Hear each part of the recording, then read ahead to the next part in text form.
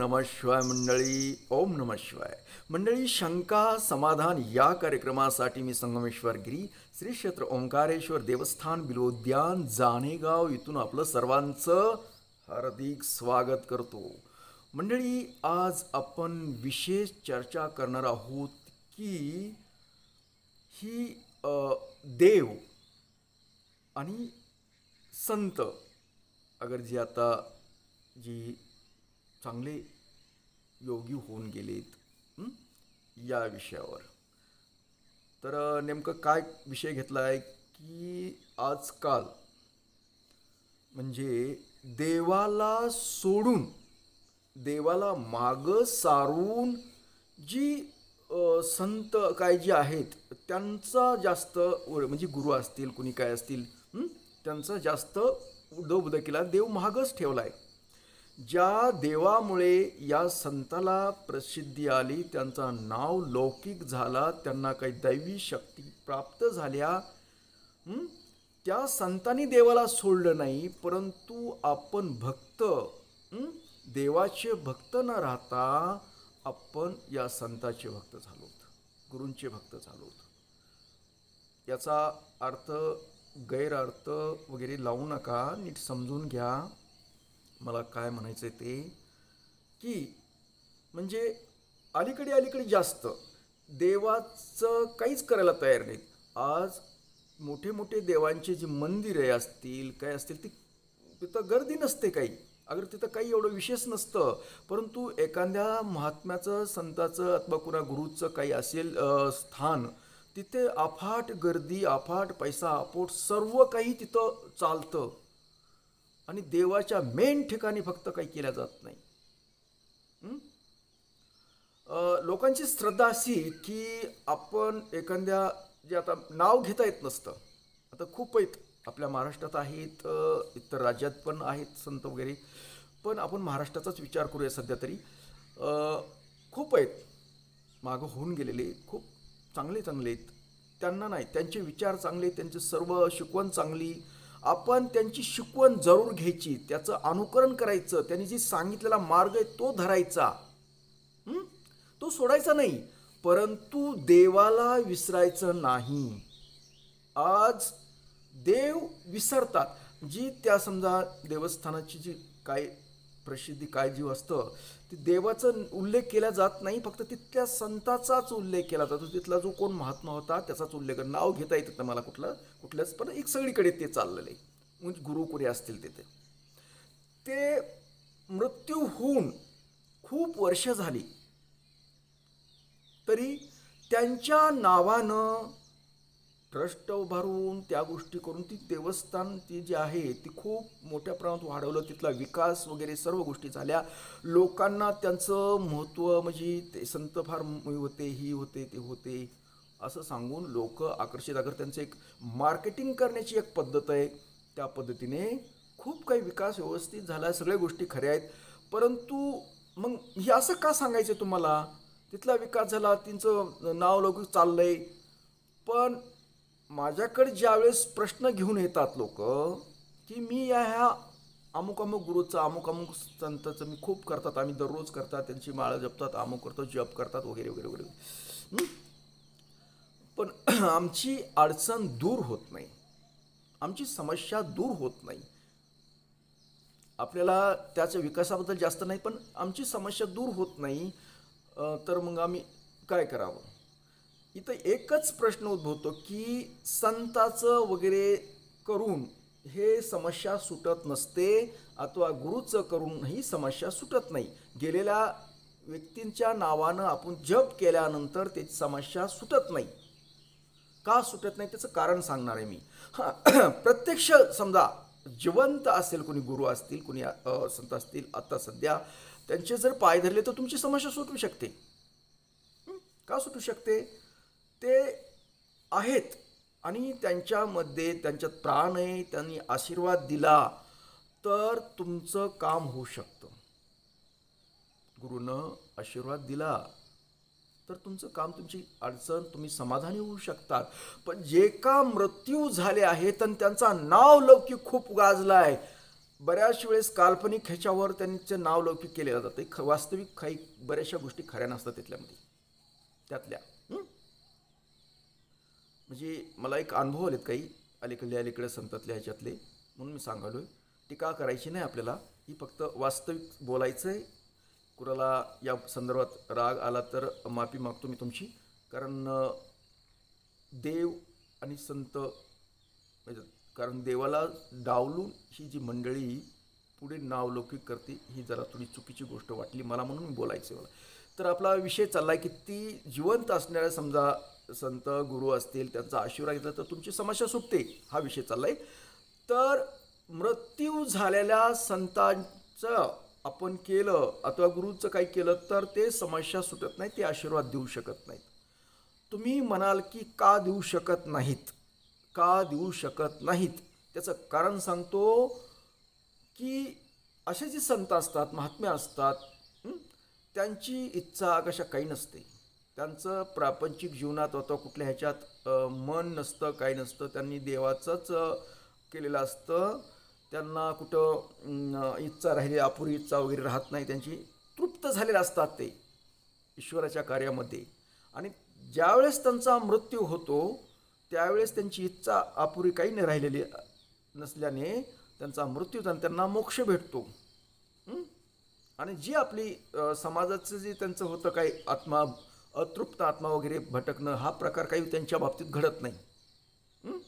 त्याच्यामुळे त्यांना मोक्ष मिळतो, तो सुटला, काही संबंध नाही त्यांचा. इतर मग कुणाच्या जन्म घेणं वगैरे त्या गोष्टी पुढच्या राहिल्या, परंतु त्यांचा अतृप्त आत्मा हा राहत नाही. त्याच्यामुळं अतृप्त आत्मा राहत नसल्यानं समजा आपल्या वातावरणात पृथ्वीवर वगैरे राहत नसल्याने आपल्याला त्याचा आशीर्वादाचा काही संबंध येत नाही. त्यांना मोक्ष भेटला, ते गेले, ते चांगल्या मार्गी लागले, देवाजवळ बसले. मग आपण त्यांच्या नावाने इथं काही केलं तरी त्यांचा आशीर्वाद आपल्यापर्यंत पोहोचत नाही, कारण ते आपल्यामधून कायमस्वरूपी गेलेले असतात. त्यांचा आत्मा वगैरे काही भटकत नाही. आलं लक्षात? दुसरा प्रकार म्हणजे आत्मा कुणाचा भटकतो? ज्या लोकांची वासना भावना वगैरे ह्या गोष्टी राहतात त्यांचा आत्मा भटकतो. ते त्रास देतात. तुम्हाला माहिती आहे आपले पूर्वज पित्र वगैरे त्यांची इस्टेट खातो वगैरे वगैरे काही करतो, त्यांचं नाही केलं तर ते आपल्याला त्रास देतात. हे तर तुम्हाला बऱ्याच वेळेस सांगतो. तसं संतांचं वगैरे महात्म्यांचं जे आहेत, जे मोठे मोठे आपले चांगले गुरुवर्य वगैरे अशा गोष्टी काही गेलेल्या आहेत, ती लोक ते आपल्याला त्रास देत नाहीत. त्यांनी इथं राहून बी आपल्याला त्रास दिला नाही, गेल्यानंतरही देत नाहीत, कारण त्यांच्या इच्छा काय राहिल्या नसतात. त्यांनी आपल्याला असतानाही आशीर्वाद दिला होता. त्याच्यामुळं त्यांचे मन बी काही नाही, इथं राहत नाही काही. त्यांना व्यवस्थित मोक्ष भेटतो. त्यांचा आत्मा वगैरे काही भटकत नाही. मग आत्मा वगैरे काही भटकत नसल्याने त्यांच्या नावानं आपण काहीही केलं तरी काही उपयोग होत नाही. त्यांच्या नावानं आपण आशीर्वाद मागितला तरी तो आशीर्वाद काही मिळण्याचा काही देण्याचा काही संबंध येत नाही. त्यांचा आपला संबंध हा तुटला. ते ईश्वराजवळ गेले, देवाजवळ जाऊन बसले ते आता. पण आपण मार्केटिंग वगैरे अशा गोष्टी करत आपण त्यांचा नुसतं नावानं त्यांच्या मोठमोठे उभारून अशा गोष्टी करून समाजाला सांगणं की ह्यांच्या आशीर्वाद काही होत नाही, ती काही होत नाही. त्यांना मला सांगायचं आहे फक्त की तुम्हाला जर काही गोष्टी पाहिजे असतील, तुमच्या समस्या, तुम्हाला सुखी जीवन पाहिजे असेल तर ईश्वराचं करा. ईश्वर हा सदैव राहतो, कायमस्वरूपी असतो. आपण आजकाल अलीकडे तर फार ईश्वर सोडून बाकीच्याच उदो करायला लागलो. मी म्हणत नाही उद करू नका, करा, जरूर करा, काही अडचण नाही, पण देवाला विसरू नका. मूळ विषय देव आहे, लक्षात घ्या. त्यांनी देवाचं केलं म्हणून त्यांचं प्रसिद्धीला आले, त्यांचं काय महत्त्व वाढलं, सगळ्या गोष्टी झाल्या. त्यांनी देवाला सोडलं नसतं, त्यांनी देव केलं म्हणून हे वाढलेलं असतं. मग तुम्ही लोक ठीक आहे गुरु मार्ग दाखवतो. आम्ही बी गुरुच इथं गुरु मार्ग दाखवतो. ही सगळ्या गोष्टी देवापर्यंत पोहोचण्याचा मार्ग, ही सगळ्या गोष्टी खऱ्या आहेत, सगळ्या मान्य त्या. हं? परंतु गुरुला बी सोडू नका असं माझं म्हणणं आहे. पण देवाला आपलं देवापेक्षा गुरुला जास्त महत्त्व देऊ नका असं म्हणायचं मला. हं? देव, ईश्वर, प्रभू वगैरे वगैरे जे आहे तो मेन आहे, मेन मुख्य आहे. त्यानंतर ही लोक आहेत. तुम्ही आजकाल देवाला विसरायलात. कदाचित माझ्या बोलण्याचा राग पण येत असेल काही मंडळीला, काही अडचण नाही. पण देवाला विसरतो तुम्ही, तो काही तुम्ही कधीच जीवनात सुखी होत नाही. तुम्हाला वाटतंय आम्ही गुरुचं करता, गुरुचं करा, गुरुचं करू नका म्हणत नाही मी. पण देवाला विसरू नका एवढं मला सांगायचं आहे. कारण देवाला विसरायला आजकाल खूप चालू झालंय, खूप चालू आहे. फक्त गुरु आणि ती संत मागचे गेलेले त्यांचं सर्व आणि देवदेव करायचं नाही. अहो कुठं समजा जी का आपल्याला सुख देणारी, दुःख हरणारी देवता गणपती बाप्पा, जे आपण कुठल्याही कामाला सुरुवात करतो का नाही, त्यावेळेस श्री गणेशाय नमः गणपतीचं पूजन केलं जातं. तो सर्व आपल्या ह्या कार्यक्रमात कुठल्या ह्याच्यामध्ये व्यत्यय येऊ नये, दुःख हरवणारा आणि सुख देणारी अशी देवता आहे. बऱ्याच ठिकाणी मी कार्यक्रम वगैरे कुठं पाहिले तर त्या गणपतीचं स्तवन सुद्धा घेतल्या जात नाही, गणपतीला बोलल्या जात नाही. कुठले कथा कीर्तन बऱ्याच ठिकाणी असे संत फक्त उचलता संत, देवाचा पण उल्लेख नसतो या जास्त. एकतर समाजात काय चाललं आणि हे एखाद्या विषयावर संत. पण लक्षात घ्या, देव ही सर्वस्व आहे. देव ही सर्वस्व आहे. देवापासूनच सर्व गोष्टी होतात. त्यासाठी देवाला विसरता कामा नये. तुम्ही संत सगळ्याचं करा, हो सगळ्याचं कुणाचं बी करा, काय मला अडचण नाही. फक्त देवाला विसरू नका. कारण जी माझ्याकडे गोष्टी असायच्यात ना, आम्ही यांचं अमुक ह्याचं करतो, त्यांच्या केंद्रात जातो, अमुक ह्याच्या जातो, तमुक जातो, 10 वर्ष झालं असं जातो आम्ही करतो. आणि मग तुम्ही तिथं सगळ्या करता, मग आमच्याकडे समस्या घेऊन का येता? आम्हाला फोन का करता? आम्हाला मेसेज का करता? बरोबर आहे. मग तुम्ही तितक्या 10-10 वर्ष त्याच्यात राहिलात तुम्ही, तर का तुमचं म्हणजे काय जी अडचण आहे ती दूर झाली नाही? होतच नाही. अडचण ही दूर होतच नाही. कारण ज्या संताचे काय करताय ना तुम्ही, तो संत गेला वरी, त्याचा आत्मा तृप्त झाला, त्याचं काही नाही घेणं घेणं. तसला प्रकारे तुम्ही तेच तेवढाच वेळ जर ईश्वराच्या कार्यासाठी ईश्वरासाठी दिला असता तर तुमचं काम झालं असतं, तुमची समस्या सुटली असती. मी म्हणत नाही तुम्ही त्यांना मानू नका, आशीर्वाद असं नाही मला म्हणायचं. त्यांना माना, हो माना, पण ईश्वराचं करा. ईश्वराला बाजूला सारून ह्या गोष्टी करता म्हणून तुमची समस्या सुटत नाही. आलं लक्षात? तर म्हणजे अशा मला हे बोलायचं आहे का, की अशा बरेचसे आम्ही यांच्यात जातो, आम्ही इतक्या दिवसापासून करतो, तितक्या दिवसापासून करतो, परंतु आमचं सुटत नाही. सुटत नाही म्हणजे तो त्याची दैवी शक्ती वगैरे हा प्रकार राहिलाच नसतो. तो व्यक्ती, तो महात्मा संत जो गेला मृत्यू, कारण तो तृप्त आत्मा असतो. तृप्त आत्मा हा पृथ्वी पुन्हा राहत नाही, तो मोक्ष मिळतो, तो निघून जातोय. मग त्याच्यामुळं काय नाही. अतृप्त आत्मे एखाद्या दिवस तुमचं भूत एखादं तुम्हाला पावेल, जे मृत्यू अधुऱ्या इच्छा राहिलेल्या त्याची जर तुम्ही सेवा केली एखाद्या वेळेस तर ते पाहू शकतो तुम्हाला. तो आशीर्वाद देईल. आपले पूर्वज पित्र वगैरे त्यांच्या अपुऱ्या इच्छा राहिल्या, त्यांनी तुम्ही त्यांच्या इच्छा पूर्ण केल्या तर तो आशीर्वाद देईल तुम्हाला आणि तुम्ही प्रगतशील राहाल. परंतु हे संताचं काही होणार नाही, कारण त्यांचा आत्मा हा राहत नाही, त्यांना तृप्त झाला. ती खूप समाधानी होते. गेले ते. समजून घेतलं ना.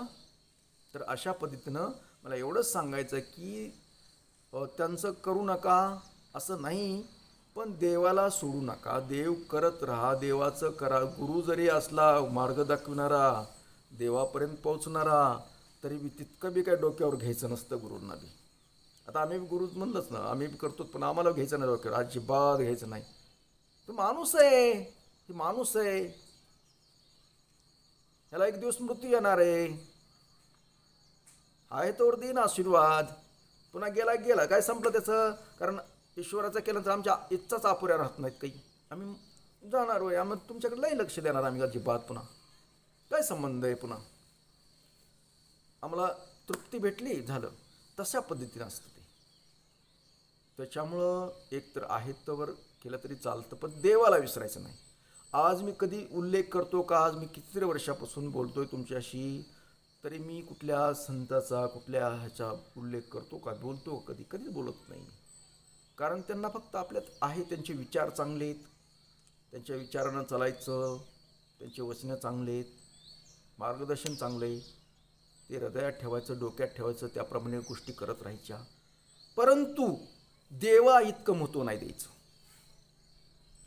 देवा इतकं महत्त्व नाही द्यायचं. देव ते देवच, देव ते देवच, गुरु ते गुरुच.